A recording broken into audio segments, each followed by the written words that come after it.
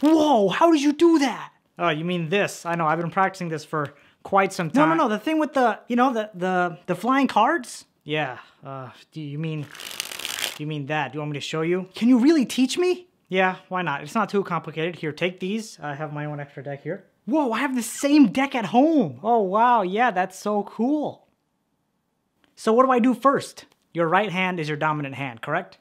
Yeah? So the main thing about this card spring is that you're springing from these two corners here.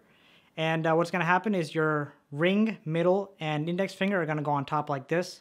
Ring finger is going to go on one corner, followed by middle and index. And then your thumb is going to go on the opposite corner, looking like this. You mean something like this? You're close, but just look where my fingers are, right? Ring finger here on this corner, middle finger right next to it, index finger next to that, and then thumb on the bottom corner here. So it's like this. Like this? Can you see where my fingers are placed right now? Yeah? Good, now try. On the deck.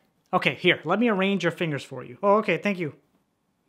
Oh, I didn't know the fingers go in the corners like this. You should have said that before.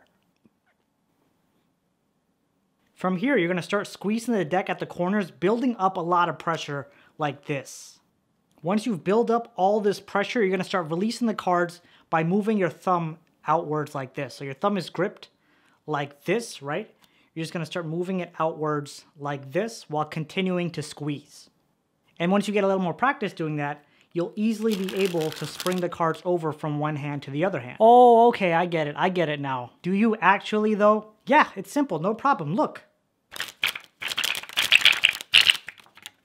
See? Now that was a good start. I did it.